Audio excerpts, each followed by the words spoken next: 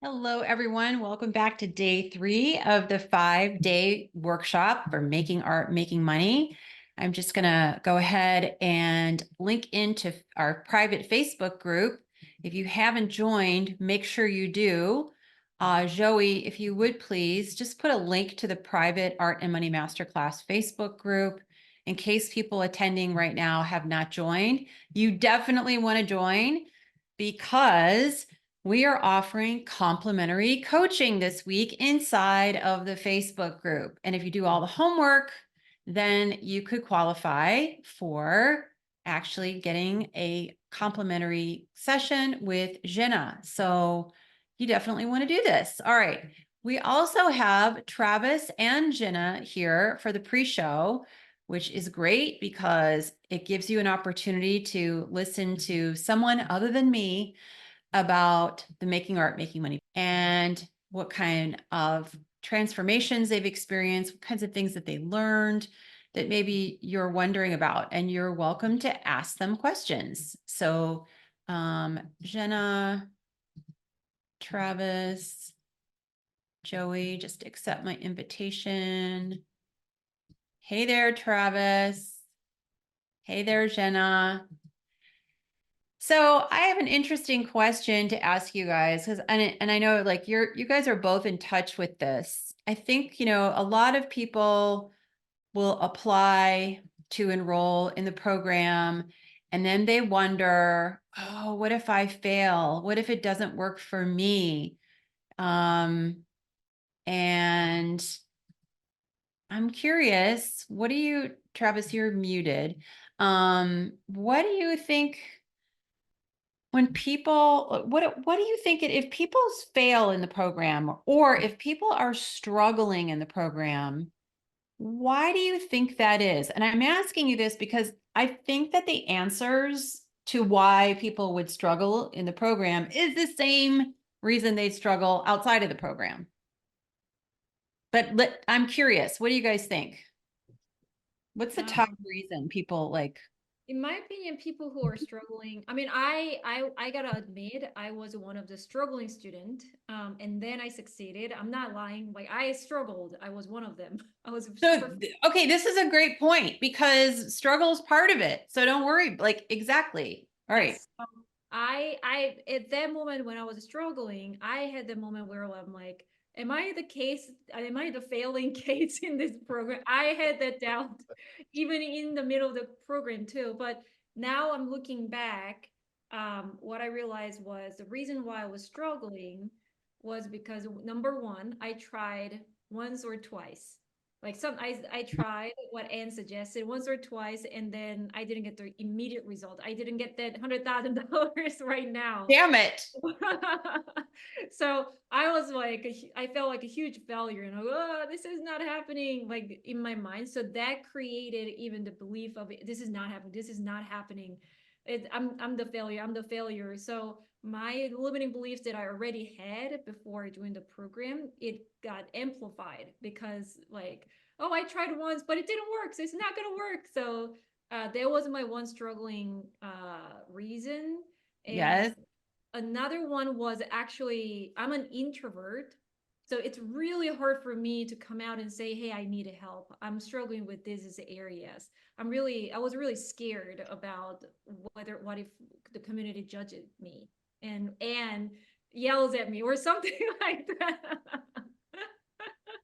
That was hard to actually overcome personally. Yeah. Yeah. So a lot of artists are introverts and the one thing like even in this 5-day workshop, what you have to understand is even if you're afraid of asking a question, you should ask it because that's why you're here. And if you have the question, somebody else probably has the damn question and you'll be helping them by asking it. So that is one thing. And what Jenna said, she tried 1 or 2 times and then it didn't work. Well, of course not. Like, can you imagine learning how to ride a bike 1 or 2 times?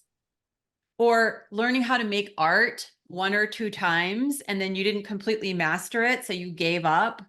You have to take that same level of commitment and persistence to learning how to market and sell your art. Another thing actually I remember now is that every process, every each class I take, every each step I take, I had to get over myself, and I have to come out of comfort zone. And then it was like every step was the growth. And it is a super hard because it's so like uncomfortable, and I feel like, oh, I'm doing something wrong. So that feeling actually made me think that, oh, maybe I'm struggling. There was a part of it too. Right. And that struggling is natural. Like if a baby's learning how to walk, they're going to struggle. They're going to fall, bonk their head. You know, you wouldn't yell at the baby and say, damn it, how come you haven't learned to walk yet? You've been at it for 5 minutes. 5 minutes. So yes. So what's the moral of the story here? The moral of the story is that learning, there's some pressure on you when you learn. Yeah. Right? And if you can't take any pressure, well, you're probably just not going to do well in life. I just hate to break it to you, but that's what it is. You're trying to do something ambitious, sell your art. But I will tell you, if you do any of the things that we mentioned on the first day, 50 things, you're not going to make it at all. I can promise you. I would actually lay money down that you're not going to make it if that's all you're focused on. And then secondly, it's natural that if you're trying all those conventional things that, your mindset's going to be messed up. And that's why we did the exercise yesterday to start to disassemble those limiting beliefs. So thank you very much for sharing that, Jenna. So you're hearing from someone who's been through the program. So Travis, you're coaching people in the program and they're coming to you. And if they're stuck or if they're struggling, what are the most common reasons they get stuck or they struggle? So I'm going to rewind it back to what you said a little bit about those conventional things that people do. The 50 ways to not sell your artwork. Mhm. People have grown up believing that those are the ways to do it. And so when they're offered something new, it's really hard for them to take it in. Mm. And so that's what I've seen a lot is people don't trust the process Yeah, because they they thought these other things were going to work and then they didn't work. So their trust is already broken and compromised. right. So taking on something new that's kind of rebellious. It's not really rebellious. It's just outside of what you would typically see, and it's actually effective. Um, I think it's hard for them to trust the process. So that's where I see people struggle the most is they don't trust the process and they don't trust themselves. Yeah, And I think they don't trust the process because they don't trust themselves. The process is proven. We have close to 300 video case studies of students who have experienced serious transformations and success using the process. But so that's like, you can't dispute that, right? But I think that's what it boils down to. That's why I keep asking you guys what to rate your level of confidence, because if you have confidence, then you're willing to say, okay, I'll give this a go. What I'm doing is not working. So why don't I try this?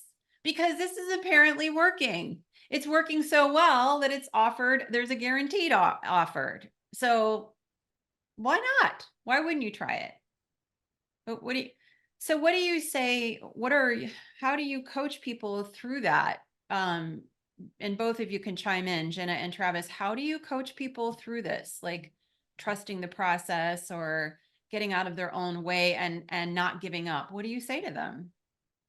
I've noticed people have a tendency to modify things to what they think and not what is real. And so Mm, they take the instructions and they tweak them a little here and take a little away and add a little here. And pretty soon it's not the same information. right, So I really go back and iterate with them the actual instructions, and then they kind of distill it and understand it better, and then right, they can implement it in a way that's going to be effective rather than kind of combining the old and the new together. right. They're just taking the new stuff and then they could run with it. And I have to tell you, I used one of the strategies you suggested to everybody that joins right away in the very beginning. And that strategy just this week alone has gotten me a couple $1,000s. So Oh, really? um, Tell us more, Travis. So when people join, you give them a strategy for the Kickstarter before Kickstarter, Yes. and I'm implementing that again. I've done it before, but you can recycle Yes. or reiterate the same thing, Yes. and it's a very much largely a matter of just following what works and Just not follow the freaking changing it. recipe. Exactly. Don't screw with the recipe. Don't put in your old ingredients that are in the back of your refrigerator. Don't use a different temperature in the oven. Just follow the freaking recipe and it works. And you made a couple $1,000 from it. Yeah, I woke up this morning and had another deposit in my account. So Okay, as Travis just said, he learned these 2 strategies in the beginning, but now he can rinse and repeat them as he continues on. He's not even in the program anymore. He's using them now to sell his art. So yeah, and I bet you probably over time, as you rinse and repeat, you're probably more comfortable with it. You're better at it. You're getting better results, right? absolutely. In fact, I got a phone call about it today, and the person who called me said how much they appreciate me for letting them in on what I'm doing. So it's very different than trying to pull somebody. You're actually attracting them rather than forcing them to do anything. And this supports my point that I've made, in the very beginning. People who care about art care about the artist. They don't care about the middleman. I can tell you, I know that Travis's collectors care about him and actually help him develop his business, helped him pay off his mortgage early, helped him become a part-time instead of a full-time teacher. But rather than me bragging about Travis and Jenna, which I love to do, Travis is what I'm saying true. What's From your what I've experience? What's your my experience? experience, my experience tells me that it works, it's true, it's effective. And if you implement it and trust the process and don't change it, it works. Yeah. Yeah. And so that also speaks to what I'm teaching you during this 5-day workshop. We're giving you homework assignments every day. Just do them. They don't take a lot of time. Share your homework assignments in the Facebook group because, like Jenna said, first time you do it, it might not be right. So what? We'll help you fix it. But if we don't know what your homework assignment results are, we can't help you. So I can't encourage you enough. I want to say one last thing. The good thing about having a mentor for me, having this program for me was making art, making money was really, I may have had that attitude before. Like, okay, once didn't work, okay, I'll try again, try again, try again. But if you do the wrong thing and try it again, you just lose money and lose. Yes. The great thing about having a mentor and being in the program was that I know that it's a right thing. It's a right move. So even if I made one action and it didn't work, that doesn't mean that the action itself was wrong. I just have to do more, or I have to evolve, or I have to get comfortable with it, or better at doing the same recipe. So Yeah. that was one good thing. Well, and one of the good things about having a mentor, actually. And ask, like you have to have the courage to ask for help. And remember, we want to help you. We're not doing this. We actually enjoy this, just so Yes. you know. We actually really enjoy seeing people come into the program who've got a number of struggles. They've failed on a number of those 50 attempts. And then we get the joy of seeing them evolve and seeing them win and seeing them sell their art and raise their prices and have more confidence and have more clarity and stop selling themselves and start serving a mission that's greater than themselves. They're different. I'm not exaggerating, but my students are different people. They're better versions of themselves once they've graduated from this program. But Travis and Jenna, what do you guys think? Am I exaggerating? I saw Jenna evolve a tremendous amount, like an unrecognizable version of Yeah, Jenna. for sure. Travis, I bet Travis knows because he's seen all my struggles, all my questions early in my program, asking all the questions, and Travis was there as a fellow student. So yeah. Yeah, so Travis helped Jenna and vice versa. And I'm glad that Jenna was like asking questions and asking for help and saying I'm struggling is the only way I would have known because she was going to quit, okay, during the pandemic. And had she not said that, I was like, oh, hell no, you're not. And I wouldn't have known if she wouldn't have expressed her frustration. So there's nothing wrong with being frustrated. Just you have to be willing to do something about it. That's really it. I mean, it's like making art. Making art can be frustrating. You don't give up. You don't give up. It's just part of the deal. It's just part of the process. So thank you, both of you, for sharing your experience and encouragement. I'm going to go ahead and start the class.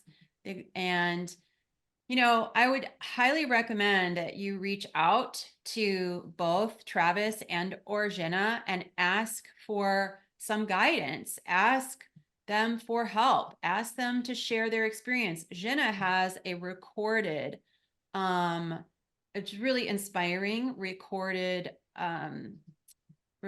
of her experience that you can ask for. You just send her a message and she will go ahead and share that with you. Travis also has resources. So if you feel like, one is you want to ask one over the other, that's fine. Just message them in the private Facebook group. That's how you get to them. And make sure that you participate here to the fullest extent. We don't have a lot of time together and you have the opportunity to learn a lot. All right. So Jenna just put in her, in the chat, direct message to her Facebook group. So go ahead and click on that. And I'm sure we can ask, Travis to do the same thing. All right, I'm going to get started. Welcome to the Making Art, Making Money School of Business 5-day workshop. We're on day 3. So we've already covered on day 1, and if you missed it, you can watch the replay. Also, I highly recommend listening to the replays. I'm throwing a lot of information at you at once. So I would listen to the replays at least 2 or 3 times, even while you're cleaning up, folding your laundry, so that this stuff can start to penetrate your brain, because truly repetition is the mother of learning. So on day 1, I've already saved you a ton of time, a ton of money, and a ton of heartbreak, and spared you needless rejection by reviewing the 50 most common mistakes that most fine artists don't even know they're making on day 1. And then yesterday, we talked about the 4 steps to eliminating your limiting beliefs, which no surprise you have them, because those 50 ways are the conventional advice that we all get, including myself. And then it doesn't frickin' work. And then we think there's something wrong with us. No, there isn't. If you've already sold your art, then it stands to reason that you could be selling even more if you had a proven process like Travis was describing, if you had an expert mentor like Jenna was describing, and you had an informed, supportive network like Travis and Jenna were for one another. Now, today, we're going to talk about how real relationships equal revenue. Okay, so be sure to complete today's homework and share it in our private Facebook group. If you complete all of it, you could win a private coaching session. Do yourself a favor, shut that phone off, because once you're interrupted by even a ding, it's going to take you literally 23 minutes to regain your full attention. And we need your full attention right now. So what are we requiring of you? I'm offering this live workshop at no cost. It's just part of a goodwill marketing effort to help me identify prospective students. The recordings of this class are absolutely no cost during this week. After this week, they're coming down. They'll be available, but they'll cost $1,000. So my students are volunteering to help you, Jenna and Travis, because they've benefited from my mission. And so all we're asking from you, is that you fully participate, you contribute in a constructive, respectful, and positive manner, which is what you got to be when you're connecting with affluent collectors. So it's good practice. I want to give you a warning. If you choose to be unprofessional, we will remove you without notice and you will be permanently banned. So my promise to you today is to help you see how you can start connecting with people who are 82% more likely to buy your art and spend more money. That's my promise today. And that's so that you can start making a better living as a fine artist by saving money and time, increasing your art sales, making more money, and doing it with more dignity. Are you ready? If you're ready, type into the chat or the comments in Facebook that I'm ready. You want to do this because when you engage your mind and your body by typing, you're going to get a hell of a lot more out of this. It's going to stick. So make sure you actually type. Does any part of this feel real for you? I wish I could receive more validation as a fine artist. Anybody here wanting more validation as a fine artist? Type it into the chat. I feel like I'm just throwing things up against the wall and only hoping that something will stick. Is that you? I can't work any harder as a fine artist. I'm tired. Is that you? The years are slipping away. If I don't figure out how to sell more of my art, I'm going to give up. Does that sound like you? If I give up on my art, a part of my soul will die. Does that sound like you? It's not uncommon. When is my dedication and passion for my art going to pay off? Does that sound like you? Why do other artists with less talent sell their art? It's just not fair. How is that work selling and mine's not? Does this sound like you? If you keep feeling this way, what's at stake for you? Are you ready to make a positive change? If so, type into the chat here in Zoom or in the Facebook's comments, I am ready. So I want to give you a warning. I'm going to tell you what's at stake for you if you don't learn how to effectively market and sell your art. Now, some of you are going to say, oh, I can't believe she's saying this to me. She's just trying to scare me. Oh, no, I'm not. I'm trying to warn you. This is very, very real. If you're not producing a consistent profit from the sale of your art, your taxing authority could classify your artistic endeavors as a hobby. Why is that a big deal? If this happens, if your taxing authority deems your artistic endeavors a hobby, then your income tax deductions will be disallowed. Disallowed. Why does that matter? Without income tax deductions, you will be unable to ever make a decent living as a fine artist. Don't make this avoidable mistake. Check with your tax advisor and see where you stand. So if you're nerve-wracked with worry that your taxing authority will deem your artistic endeavors a hobby, preventing you from making a living as a fine artist, are you? Then all you need to do is check with your tax advisor immediately and see where you stand. That's all you need to do. And then this problem is solved. Okay? Then the next step is to learn how to generate consistent profits, but see where you stand today. If you lose the opportunity to make a good living as a fine artist, what's at stake for you? Type that into the chat. Let's keep this real. Type your answer into the chat or into the comment section in Facebook. So now just imagine you can tell the scarcity and permission-based art establishment to shove it. This broken system is prioritizing their control over the art market, creativity, and talent, right? They don't care about you. Your collector, like, listen to what Travis said during the pre-show. Collectors care about you. Maybe you're at a place now where you're refusing to play a game that you're never going to win, where you're going to refuse to play a game where the odds are deliberately stacked against you. It's like going to Las Vegas, putting all your money and time down and hoping that that'll work. That'll make you rich. Not a good plan. That's what it's like to play the art establishment's game. It's losing game. The house wins, not you. Take your power back. Imagine now you've got a supportive group of collectors who believe in your talent and are willing to invest in your success. Listen to what Travis said during the pre-show. You're selling your art you're selling your art through a stronger network than you've ever had before because we've taught you how to build it. And that ensures that your work is going to be purchased by people who truly appreciate it. And it's allowing you to form deeper, meaningful connections, which the middleman isn't going to let you have. They're going to keep you the hell away from your own collectors. And I'm going to show you today the real cost of that. It's going to blow your mind. Imagine you're no longer alone. You're not trying to figure this out all by yourself anymore. You got a little bit of guidance and support, and you're regaining your confidence. You're avoiding unnecessary expenses and you're achieving your goals. Imagine this. What would it feel like to take your power back from the scarcity and permission-based art establishment?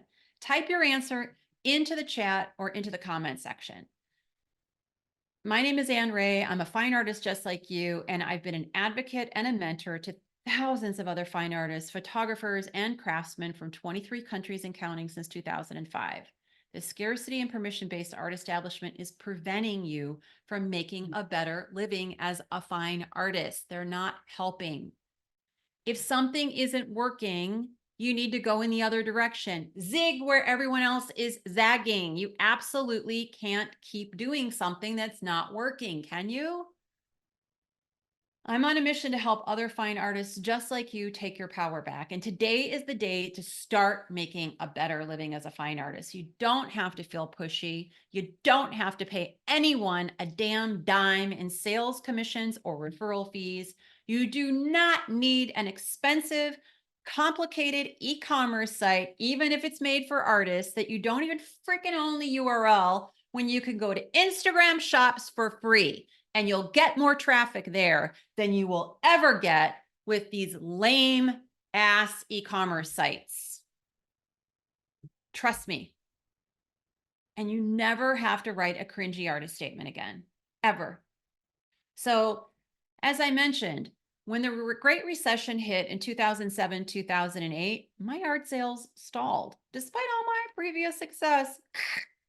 That's what happened. And then I was fortunate. I was flown to Toronto to meet Bob Proctor, host of the movie The Secret and a personal development guru, to do a painting for his 70th birthday. And he was on the phone with Ellen DeGeneres while I was there. I was at his house. He was on the phone with her, talking to her about how to beat Oprah Winfrey's daytime show ratings, which she did. And I witnessed how we can manifest our goals by seeing and feeling them as if they already existed. I mean, I'd watched The Secret, it sounded interesting, but then I saw it, like I freaking saw it in real life unfold before me.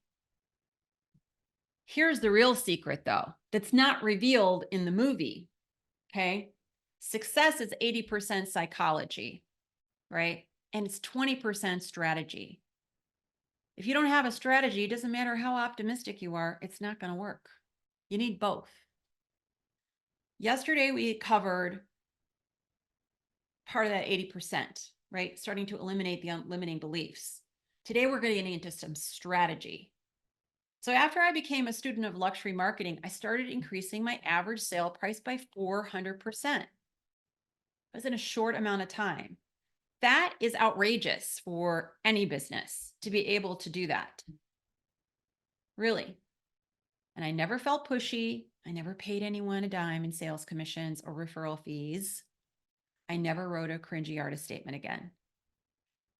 And I started by generating 80% more sales on average. This increased a lot, and you're going to see how much it increased today. And I kept 100% of my money, and I only focused on one proven luxury marketing strategy, not 50, one. And how much did that one strategy cost me? Nothing. Zero. Unlike all the other BS that we covered on day one. Sales commissions, art show booth fees, art fair fees, submission fees. Oh, I don't think so. No, this is free. It's free. So let me ask you if you can identify with any part of my journey. If so, what part? Answer into the Zoom chat or into the Facebook group. So again, I'm going to ask you to make 5 shifts in your perspective today. And the first shift is that you need to take a moral stand. You need to recognize that real relationships equal revenue. People buy from people who they know, they like, and they trust. It's not complicated. You know this from firsthand experience. That's simple. That's the first thing you have to understand. Recognize that real relationships equal revenue. Healthy and respectful relationships are based upon honesty. that means that honesty is the best marketing strategy. Caring is the best sales strategy. I think everybody here can do these two things: be respectful, be honest, and be caring. I think you probably can. Type into the chat if you can do those three things, because that, I'm not kidding you, that's what it takes. That's it, right there. That's the formula. Pushy sales tactics will not fly with savvy, affluent collectors. It's not going to work. So this includes social media or email blasts. Bad idea. So a lot of people are working really hard on trying to develop an email list before they know their niche. Big mistake. Big mistake. Or they're blasting people on social media with a painting a day or some other BS, or art, or a contest to join my email list.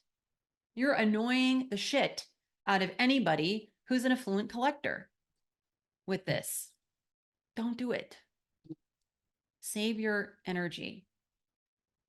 So let me ask you this. Are you ready to take a stand for your relationships, the relationships you have now and the relationships you're going to have with collectors in the future? Type your answer into the Zoom chat or into Facebook group. I'm ready to take a stand. Now, the next shift you got to take is you got to change your behavior. And it's real simple. You just got to eliminate the middleman. And I'm going to give you the exact breakdown of how much it's costing you, not just this year, but for the rest of your life as an artist, if you don't eliminate the middleman. Along with your taxing authority, we've established you don't have a fine art career and you're never going to have one, ever. Because there are no jobs for fine artists. There's only a few jobs for commercial artists, but that's not who you are.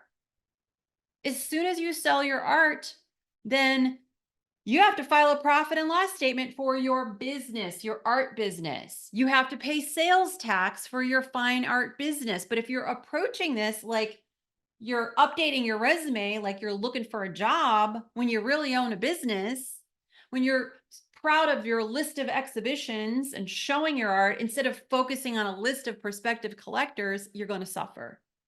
But it's really not difficult to make this mental emotional shift. Let me just ask you this. What if you had an employee who has taken 50 to 70% of your entire business revenue before you even got paid? Just taking it. What if you had that situation? What would you do? What if you had an employee preventing you from earning 80% more revenue on average and keeping 100% of your money? What would you do with that employee? What if your employee had an employee who was driving you out of business? What would you do with that employee?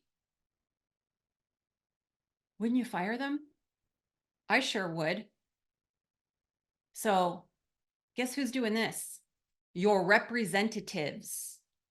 And I'm going to show you exactly how and why. So if you have representation right now, that's who you have working for you. And it's worse than you can imagine. On the upside, the opportunity is pretty unlimited. So even if they sell enough of your art, your representatives, and they pay you on time, the odds are very high right now that they're going to go out of business because art galleries are struggling. Or another artist whose work sells better than yours is going to displace you. One of these two things is going to eventually happen. So you can't rely on this. And I just don't know. I haven't met an artist who says, yeah, my representatives sell plenty of my art. I'm just so pleased. Doesn't happen. Remember this. People who care about art care about the artist. People who care about art do not care about the middleman. They care about you. And if you don't take charge of your business, what's at stake for you? Type your answer into the chat. So the third shift is to use a secret strategy and leverage the exponential power of referral sales. I'm going to share with you my story of Carol. Carol was a collector of mine, an early collector. We were sitting on the lawn at her house in Davis, California, sitting on her white Adirondack chairs, sipping Arnold Palmer's, which is iced tea and lemonade. And she said, "Why aren't you a full artist full time? You're so talented." And I said, "I don't know. I just don't even know. I don't even know. I don't know." I didn't know. So here's the big favor that Carol did for me, and I will pass along to you. She just asked me a really simple question. How much art do you need to sell in 12 months to make a living? I never thought about it. Why? Because I still thought I had a career and I didn't remember I had a business. So write that number down, everybody. How much art do you need to sell in a year to make a living? Write that number down right now. Put that in the chat. Now, at the time, my corporate salary was $72,000. These are rough numbers, but it's going to give you a pretty clear idea. My average sale price was at the time $2,000. Sometimes I sold things for more, some less, but the average was $2,000. So that meant if I sold 36 pieces at $2,000, I would replace my corporate salary of a corporate job I couldn't stand for $72,000. 36 divided by 12 months equals 3 a month. If I just sold 3 pieces a month, I could quit my job because 3 times 2,000 is $6,000. $6,000 times 12 equals $72,000. Do you guys see this? So take your number that you need to live off of, divide it by your average sale price, and that's how many pieces you need to sell a year. Divide that total number by 12, and that's how many pieces on average you need to sell a month. That's it. Take all this fear and all this noise. I don't know if I can. I don't want to be pushy, like all that head trash, and just look at the math.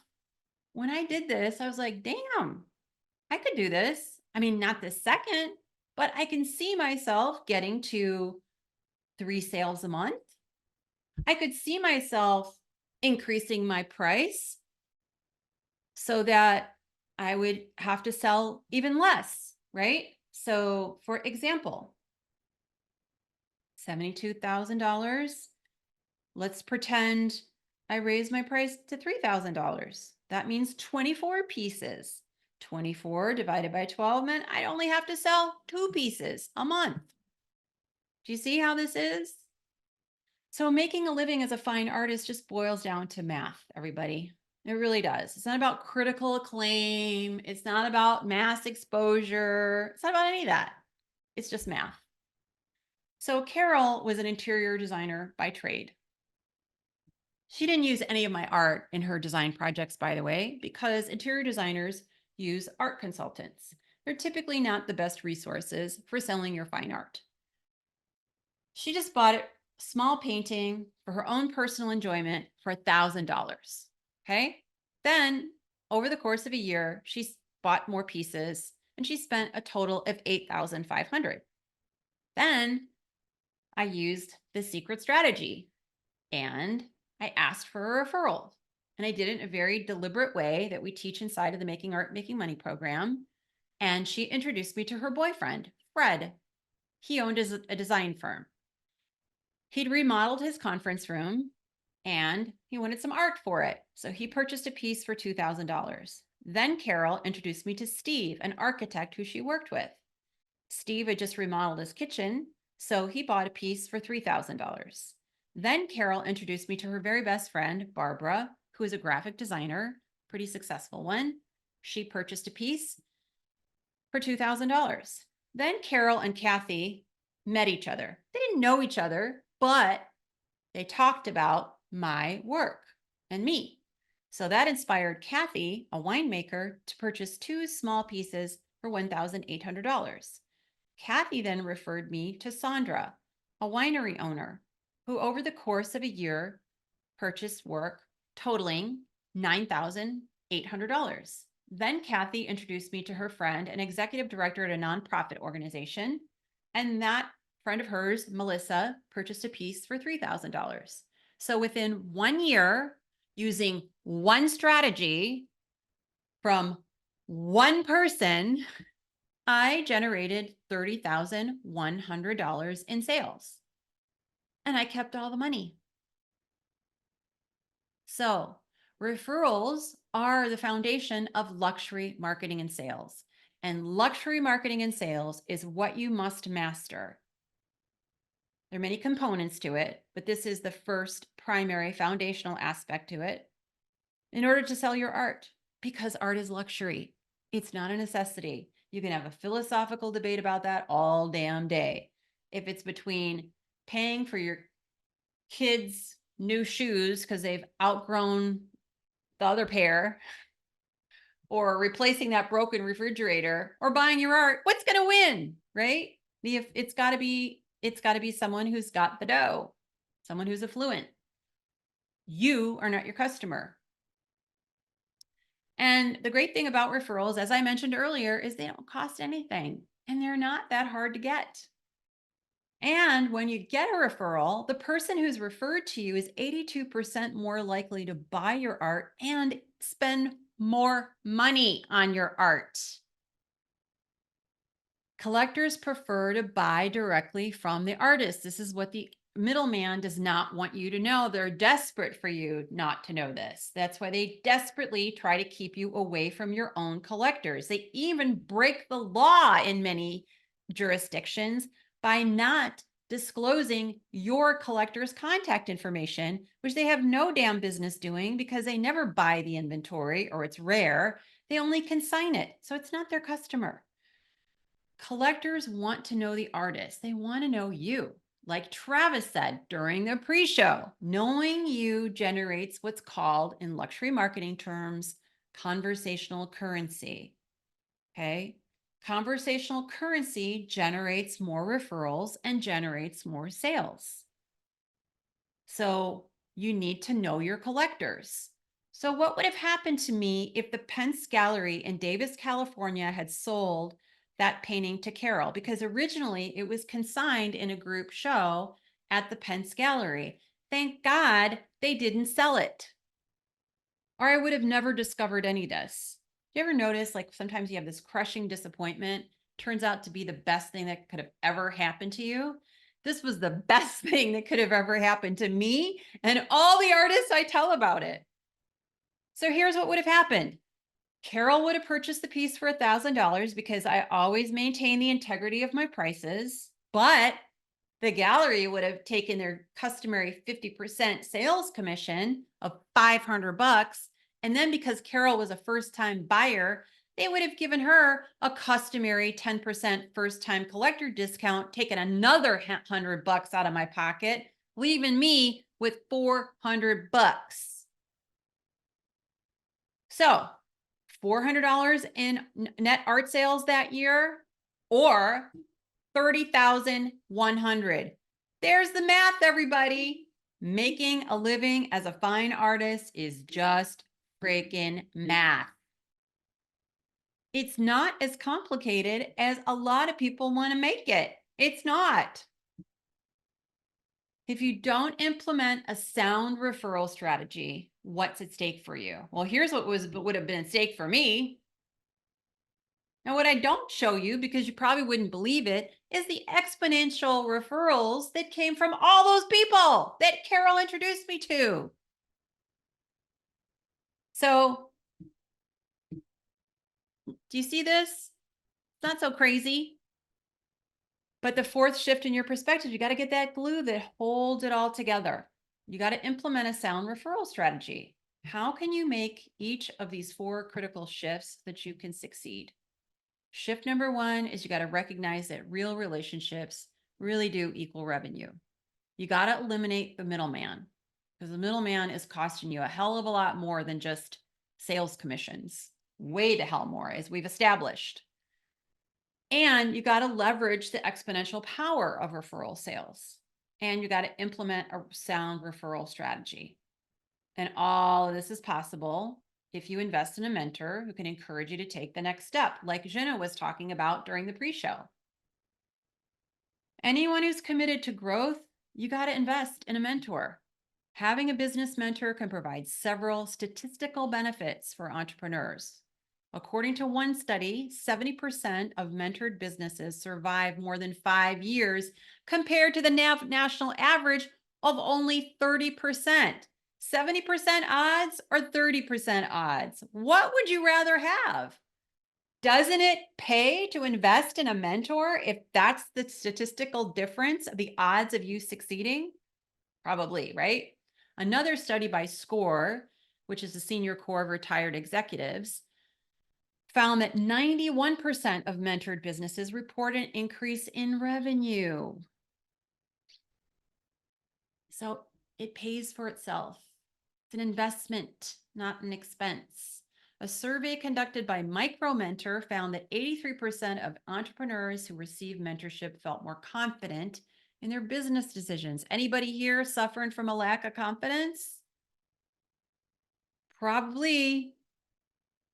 You wouldn't be here if you were 100% confident, and it's not your fault. 86% of mentored businesses report that their mentor helped them avoid costly mistakes. If making a better living as a fine artist is so important to you, if you're seriously dedicated, if you're a serious fine artist, why wouldn't you stack the odds in your favor? No one succeeds alone. Find the right mentor for your objective. If you need a hammer, don't use a screwdriver. When I wanted to accomplish my goals, I worked with a coach from Tony Robbins' organization, Deborah Russell. That's what I needed at the time. Could Deborah help me sell fine art? Hell no, she didn't know anything about it. So you can't just go pick any mentor willy-nilly.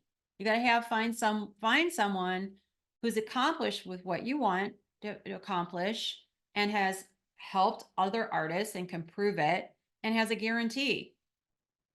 P.S. There isn't anybody else. But anyway, you get the point. You can't do this by yourself.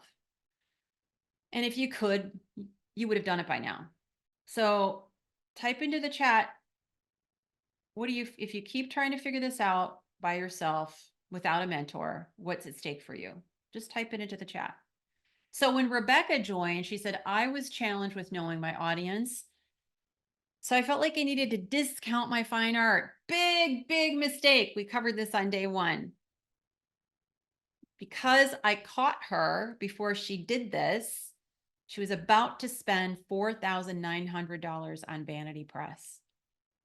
And I said, don't do it. And let me explain why. She didn't do it. She saved a ton of money. So before Ivo joined the program, his average sale price was $250 USD. Now the average price is close to $2,000 for the same size. That's a 700% increase in his price. You can see the smile on his face. When Gerberg joined, she said, I never ever got really serious about my art in terms of building my own business. Then she said, last week, I sold 3 paintings. I've had many referrals. This has happened every single week. The strategy works. So do you identify with any of the case studies I mentioned? If so, who do you identify with and why? Or maybe you identify with Jenna or Travis. Type into the chat. So my promise to you today was to help you see how you can start connecting with people who are 82% more likely to buy your art and spend more money so that you can make a better living as a fine artist by increasing your sales, making more money, and doing it with more dignity. I never felt like I needed to sell myself. All those people did it for me. So did I keep my promise? Did I show you how it's possible? Type your answer into the comment section. So what do you need to start making a better living as a fine artist? So you got to recognize that real relationships equal revenue. You got to eliminate the middleman. You got to leverage the exponential of referral sales, right? You got to implement a sound referral strategy, and you got to invest in a mentor. So you got a choice. Isn't that the good news? At least now you know you do have a choice. So how can we help? I can start helping you make a better living as a fine artist without ever feeling pushy, without ever paying sales commissions or an expensive, elaborate e-commerce site. Ever, ever, ever. You don't need any of it. And you'll never have to write a cringy artist statement again. A lot of people say, why are you doing this? Why are you doing this? Because I refuse to tolerate a long-standing grave injustice when I have the experience and the will to help solve it. My mission is to help other fine artists take their, I mean, if you know how to help someone, wouldn't you damn well do it? Right? It's simple. It's fun too. So I'm accomplishing my mission, which is also another reason why I keep going. All right. Anybody have any questions? Lakshmi says, very helpful info, although it seems that many artists are more introverted and don't have a large, wealthy friend base. Any suggestions for these people? Lakshmi, this is an excellent question. Jenna, as she explained during the pre-show, was incredibly introverted and she didn't know anybody. She just moved to this country from Korea and she didn't speak English. So what we teach inside of the program is exactly how to sell if you're introverted or if you don't know anybody. It's a process to build those relationships. It's a process to build those networks. There's no like one answer. It's a process. Just like, it's kind of like asking, well, how do I make better art? I mean, I can give you some tips and tricks, but I can't explain it really in a useful way with a one sentence reply. It's a process. But Lakshmi, it's absolutely possible. 100% possible. What did Ivo attribute his huge increase to? The program. If you listen to that interview, Lakshmi, it's because of what I taught him. Most of my students are grossly undercharging when they come into the program. Typically, my students triple their prices, their average sale price, not just triple their price, but actually the price they get within 6 months. That is game changing. That increases your revenue. That increases your profit, which you need to stay safe and you need in order to make a living. So that's what we teach. We teach how to create value above and beyond the art, which I will cover tomorrow, so that you can increase your prices. Rachel says, never getting my art career off the ground. Rachel, you don't have an art career and you never, ever will. You're never going to have an art career, but what you could have is a successful fine art business. Language really does matter because the language you're using is reflecting what you think or what your knowledge is. So I'm pointing this out to you, not to pick on you, Rachel, but to show everyone here, stop saying you have an art career when you don't and you won't. You, by legal definition, don't have a career because you're not getting a paycheck. What you have when you sell your art is a business. Someone who shows up to work and takes their lunch break at the appointed time and receives a regular paycheck, that's someone who has a career. That's not who you are. That's not who you're ever going to be as a fine artist, right? So you have to take on this entrepreneurial mindset, and it's something that's learned over time. It's not going to happen overnight. Jeff says, I need more confidence. Okay, Jeff, if you want more confidence, then absolutely do the homework. That's the best place to start. Anne says, I won the Curator's Choice Award at the show at the Penn Gallery last year that night and bought my art piece and made $280. Okay, great. How much did they take? And how much did you pay to submit? Wow. Jeff says, wow, the math makes sense, but I need networking with people who have, you got to have that luxury money. Jeff, you start where you are with who you know now. That's what all of my students did. That's what Jenna did and Travis did. And then if you decide to apply and you're accepted in the program, we teach you how to reach increasingly affluent people. Okay. But you're absolutely right. And Jeff, I didn't know anybody. I knew Carol. That's all I knew. One person. One person. That's it. Lori says, what do you suggest if a person is very antisocial? I have no friends to then sell one painting. You being antisocial, Lori, is frankly outside of the scope of the program that I offer. If you have antisocial behavior, that's not something that I can realistically help you with. But if you are antisocial, you're not going to do well in life, period. So I would work on that. I get therapy or read books and work on that, because it's something that you can absolutely overcome, Lori. You don't have to live with that. The good news is you recognize it. That's the first step. The second step is do something about it, because life's much more enjoyable and, you know, more meaningful when you connect with people who you care about and who care about you. It's really important. And your art is an incredible vehicle to do this. Anne says, it seems like you had great connections already. A woman who bought quite a bit from you also had great connections. Not really. No, it's not true. Carol did not have a huge network. But it sounds like you're really skeptical, Anne. And you can be that if you want, that's fine. But remember what I just said, Anne. Jenna came here, didn't speak a word of English, very little, and didn't know anyone.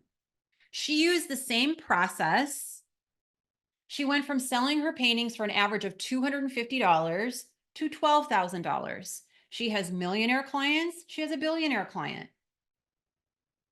So you can doubt this. It's fine. I'm not going to try to sell you. I'm just showing you, here's what worked for me. Here's what worked for so many of my students. It's up to you.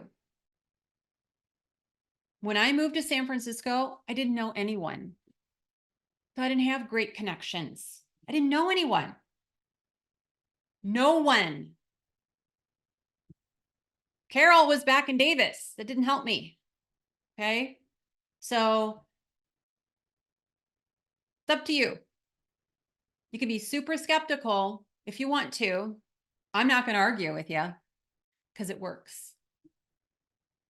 But if you're too skeptical, what happens next is you become cynical and you shoot yourself in the foot. So staying skeptical about this information that I'm giving you is actually preventing you from benefiting from it. I wouldn't do it. It absolutely it's not just my personal experience or Jenna or Travis or all of my other students. It's a common statistical reality that revenue comes for small businesses, especially micro businesses, by and large by way of referrals. Now, if you don't know how to handle a referral skillfully, it won't be as productive, right? But look it up. It's not just my opinion. It's not just my strategy. Okay. It's just common knowledge. It wasn't common knowledge to me when I first started. I'm afraid of being pushy. Okay. Well, you shouldn't be pushy. I'm confused selling myself with exposure and exposing myself through contacts. And you don't ever sell yourself. If you try to sell yourself, you're going to be feeling really conflicted. I don't recommend that at all. Not at all. Anyway, I've gone way over time, but I want to address some of these things. And hopefully this was helpful. And you can see, look, it's possible. Absolutely, it is possible. But if you're going about it the conventional way, you already know it doesn't freaking work or you wouldn't be here, right? So please avail yourself to the resources that are available to you by doing the homework. Trust the process. It works. And go and join the Facebook group and ask Jenna and send them a direct message. They're actually willing and able to help you.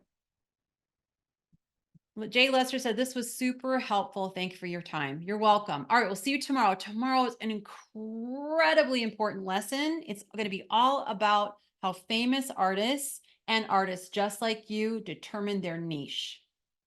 And it is so powerful. So see you tomorrow.